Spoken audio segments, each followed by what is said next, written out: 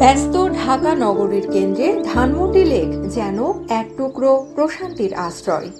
২ নম্বর road থেকে ২৭ নম্বর road পর্যন্ত ৩ kilometre দীর্ঘ লেকটি পুরো ধানমন্ডি আবাসিক এলাকার প্রায় ১৬% জায়গা জুড়ে বিস্তৃত।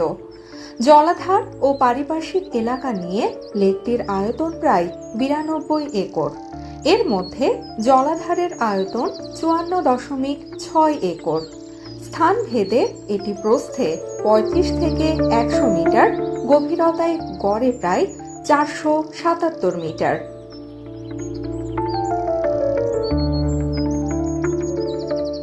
শহরের কোলাহল থেকে সাময়িক মুক্তি পাওয়ার জন্য এটি ঢাকাবাসীর কাছে খুবই জনপ্রিয় একটি স্থান।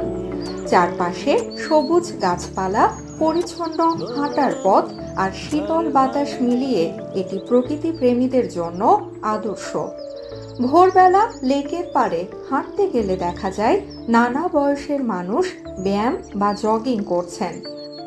সকালের সূর্যালোক লেকের জলে পড়ে দারুণ এক সৌন্দর্য তৈরি করে, যা মনকে প্রশান্ত করে।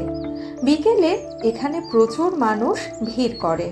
উদ্দেশ্য বন্ধুদের সঙ্গে আড্ডা দেয়া, পরিবারের সাথে একান্তে সময় কাটানো বা একা বসে নিরিবিলি নিজের ভাবনায় ডুবে যাওয়া। লেকের ব্রিজগুলো, বিশেষ করে রবীন্দ্র সরোবর এলাকা, সাংস্কৃতিক কর্মকাণ্ডের জন্য বিশেষভাবে পরিচিত। গান, কবিতা ও নাটক উপভোগ করতে সন্ধ্যার পর মানুষ এখানে ভিড় করে, জীবন্ত হয়ে ওঠে পুরো পরিবেশ।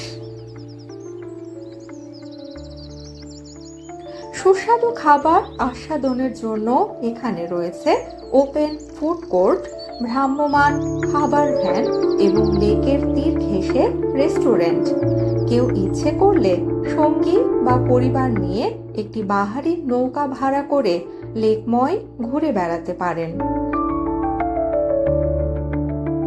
ধানমন্ডি লেক শুধু বিনোদনের স্থান নয়, ঢাকার পরিবেশ রক্ষাও এর গুরুত্ব অনেক।